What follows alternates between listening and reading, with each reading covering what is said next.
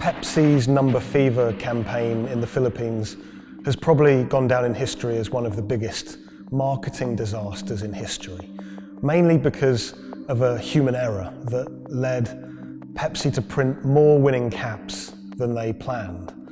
The resulting chaos caused riots, civil unrest, and even deaths. Reporting this story took over a year, and it resulted in me flying to Manila in the Philippines to meet unlucky winners and to find out exactly what happened back then in the 1990s.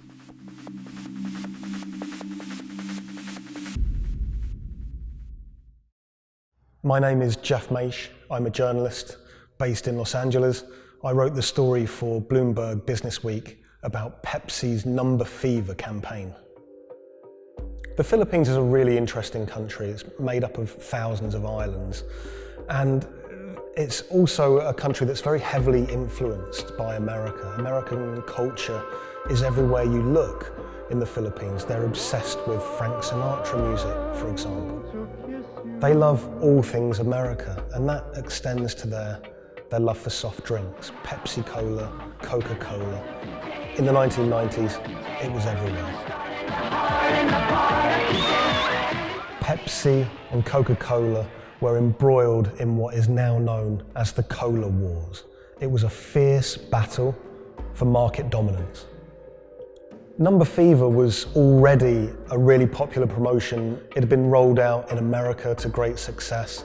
And so Pepsi decided to roll it out internationally, particularly in Asia. They thought it was the answer to their problems. They thought it could finally help them beat their biggest competitor.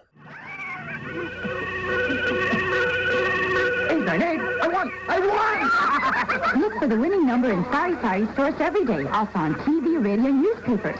You could be a millionaire. $1 million pesos, or $68,000, doesn't sound like a lot now, but in 1992, that was a phenomenal amount of money. You've got to remember that in the Philippines at the time, the average monthly income was about $100, so $1 million pesos was wealth beyond anyone's wildest imaginations. Number Fever caught fire in the Philippines. Kids were saving up their pocket money to buy a bottle of Pepsi. Parents were squirreling away all of the bottle caps in bags. You would walk down the street and people were going through trash trying to find discarded bottle caps. It was a national phenomenon. Pepsi boasted that half the population of the Philippines was playing it. Number Fever boosted Pepsi's sales every month from $10 million to $14 million. It had a huge impact on Pepsi's bottom line. Number Fever quickly became number hysteria. Maids were being jailed for stealing their employers' winning bottle caps. There was even some murders over winning bottle caps. People were fighting in the streets over these caps.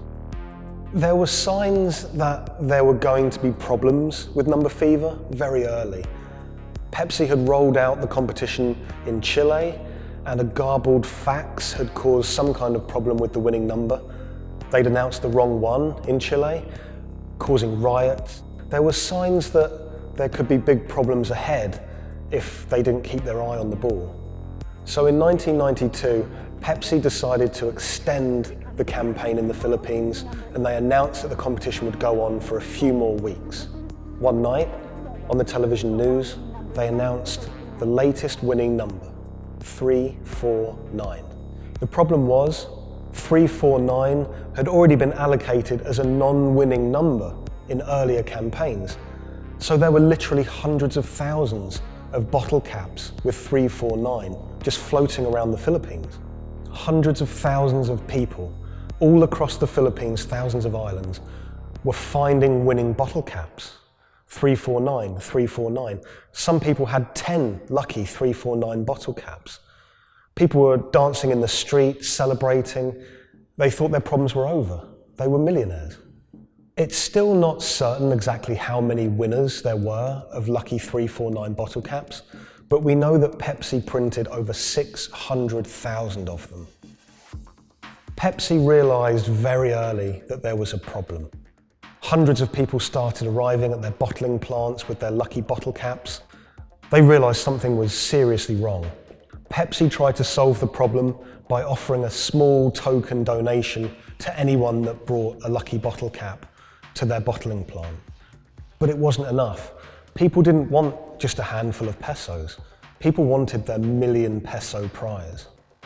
Within a year, violent protests and riots outside Pepsi factories would leave dozens injured and 5 people dead.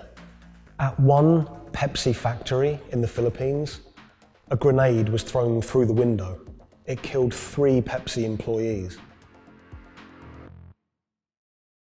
Anacita Rosario was a school teacher living near Manila in the Philippines.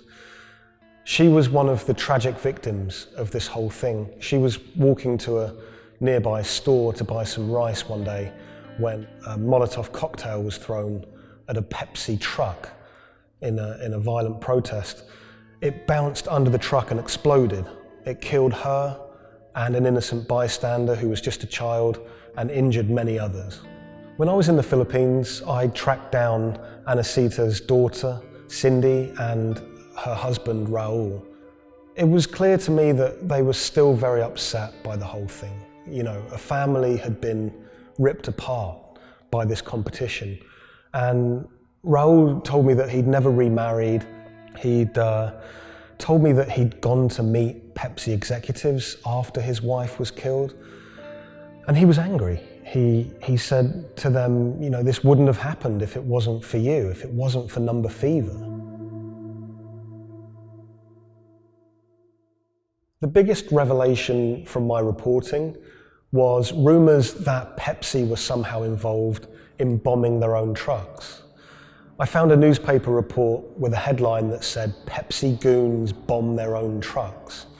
And when I visited the NBI, the police department in the Philippines, they presented me with documents and interviews with people who claimed that Pepsi had paid them to cause riots and to cause trouble outside their plants in order to destabilize the situation and to frame the owners of the coalitions that were fighting them, to try and curry favor.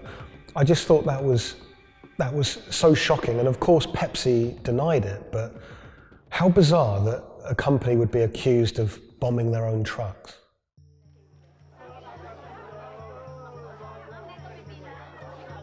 The contest had sparked so much anger in the Philippines because it landed at just this really weird time in the Philippines' history.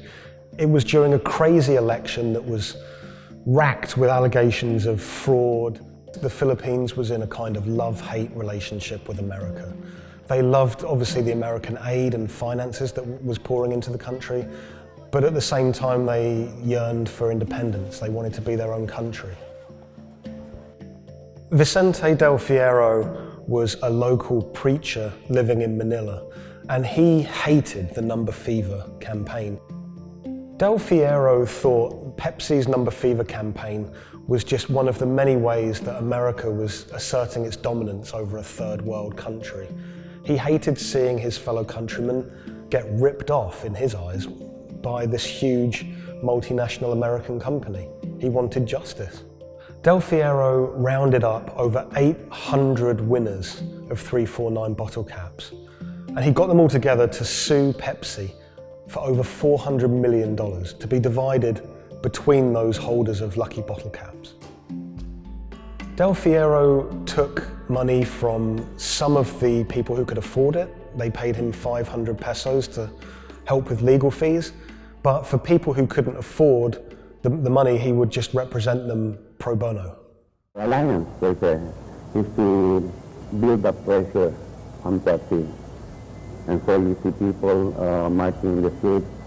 So we have mounted our own campaign, even in the U.S. He flew to America and he hired 2 consumer lawyers here in America to take on Pepsi. He had a meeting at Pepsi's headquarters to try and resolve the problem, but he said he wanted to take it all the way to the highest courts in America. When those cases were heard in America, those courts decided that this was a problem that should be heard in the Philippines, not in America. Back in the Philippines, Del Fierro continued his case in the Filipino courts. At one stage, there were arrest warrants handed out for 9 Pepsi Cola executives, which he saw as a big victory. We don't know if those arrest warrants were ever upheld, but it made newspaper headlines across the country. Pepsi did not take kindly to Del Fierro's campaign. They tried everything to shut him down. They sued him for libel. My father had to attend 3 times a month for a branch 145 and another hearing for the branch 113, also 3 times a month. Also, there was a time my father was hospital due to heart failure. Still, he had to attend the 2 branch hearing. Otherwise, for not attending, the judge will issue warrant of arrest to my father. My father passed away January 13, 2010. After staying for almost 1 year in the hospital, he died of complication due to heart failure. After the death of my father, I was inspired to do the website. PepsiCo will be remembered for what they did to the consumer in the Philippines and to my father.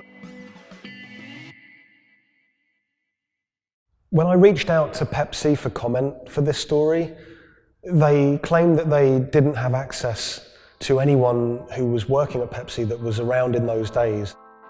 They also said that during COVID-19 they didn't have access to their documents about this, but you know, they were very careful to say that they were sorry for everything that happened, and we do know that Pepsi did try everything to try and make this right. The Pepsi number fever disaster cost the company millions. We know that they paid up to $10 million in those goodwill payments, but the financial effect could be much greater. After the disaster, we know that Pepsi sales dipped. They were overtaken by Coca-Cola again. Pepsi's number fever disaster changed the legacy of that soft drink in the Philippines forever. Some people of a certain age won't touch it. For many people, Pepsi is a taboo word.